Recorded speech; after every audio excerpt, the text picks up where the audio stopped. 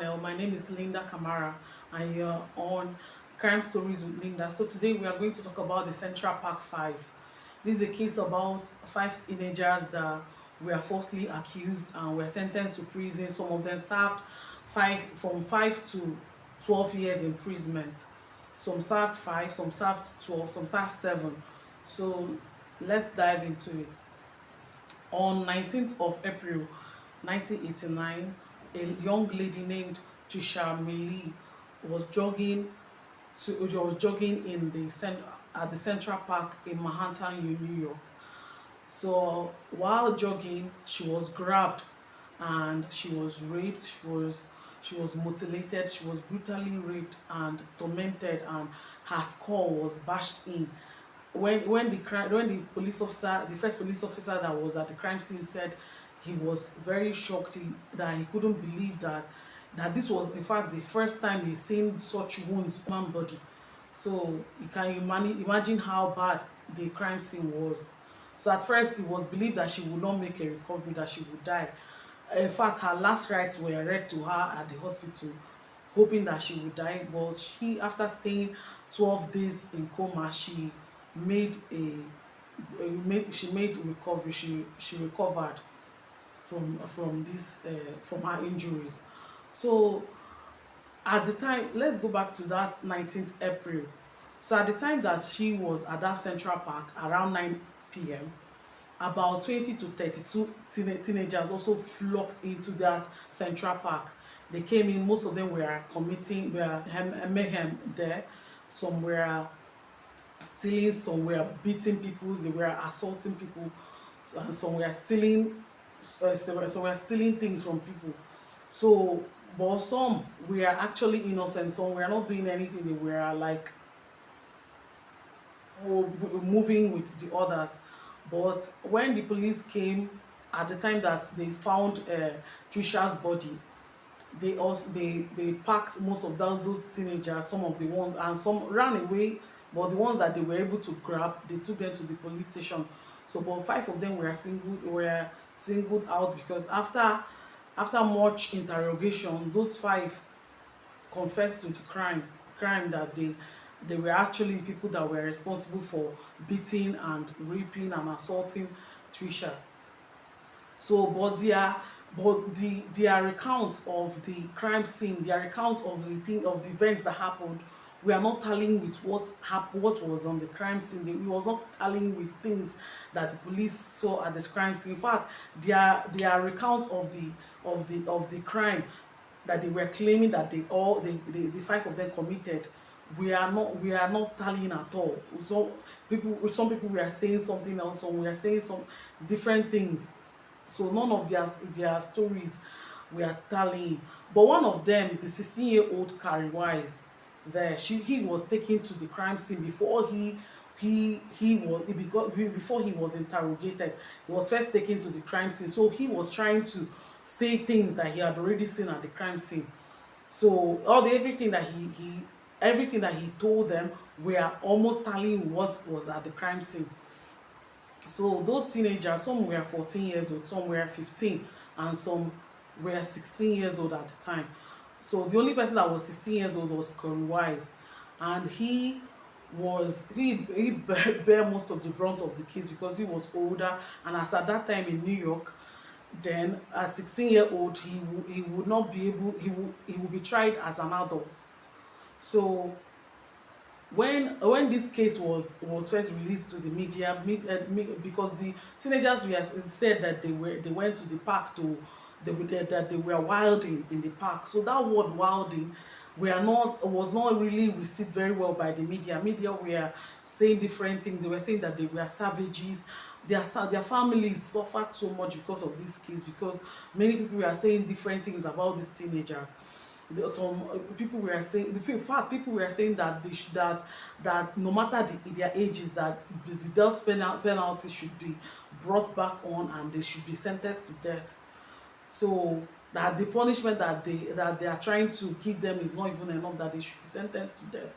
So during their trial in 1990, they were tried separately. the 14-year-olds and the 15-year-olds were tried separately, and one of the 14-year-old plus the 16-year-old was tried a year after, separately. So the first four there that were 14 and 15, because they were juveniles, they were they were given 5 to 12 years, and some of them served from that 1990, 1989 to 1995. Some were released in 1995 and some were released in 1996. But Corey Wise, at the time that this crime happened, he was not even bailed. He was taken to Rikers Island, which is an adult prison known for housing deadly criminals in New York.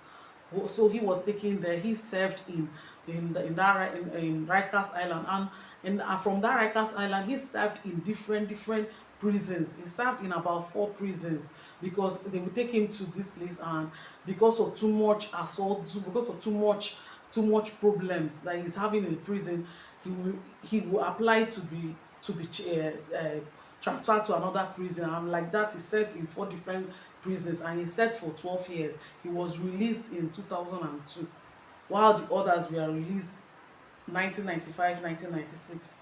So that was what happened. All of them suffered so much in prison. When they came out, they were registered under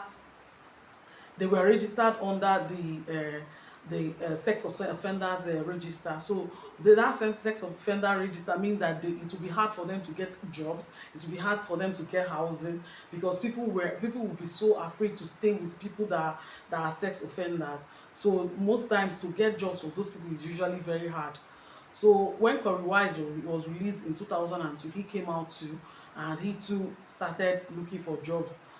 But in that same 2002, 2001, Corey Wise met Matthias Reyes in 2001.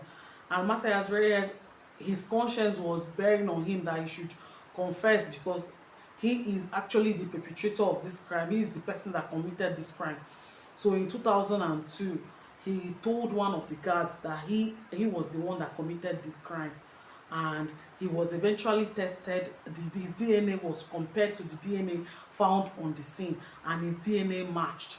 He said he was the one that committed this crime, but this was like 5 years, because the statute of limitation for as at that time for sexual assault in New York was 5 years.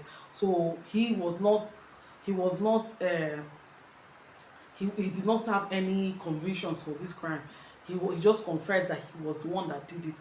And when asked why he confessed after all these years, he said it's because it's the right thing to do. So I wonder why he waited all this while before he confessed. But he confessed in 2002, and he was checked, and his DNA matched the crime scene. So he was so these teenagers, Corey Wise, Raymond Santana, Kelvin Richardson, and Yusuf Salem, Raymond Santana, they were all exonerated of this crime. They were exonerated after much deliberations, because they were also saying that they were part of that. These teenagers were part of the people that wreaked havoc in that Central Park on that particular day, on that April 19th. That even if they are innocent of this particular crime of raping and assaulting Trisha, that they were not innocent of the other crimes that were committed in that Central Park that day. So, but after much deliberations, they were all exonerated, and their names were removed from the sex offenders register, and they were able to find jobs. But in 2014, that was when they were paid 41 million dollars for they were paid 41 million dollars.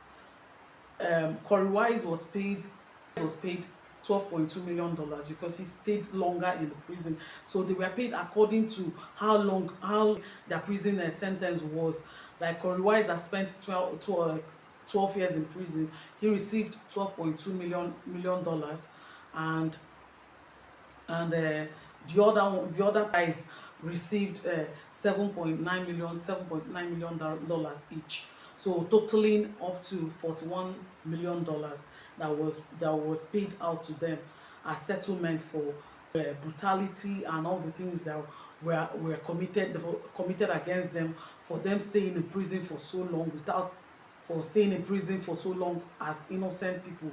So they were settled with $41 million, and most of them, all of them, so most of them, the four of them, or almost all of them, went into advocating for prisoners' rights, and advocating for downs should be looked into.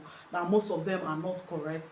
That in fact they were advocating for all the innocent prisoners that are in prison, serving life sentences and serving sentences that for a crime that they did not commit.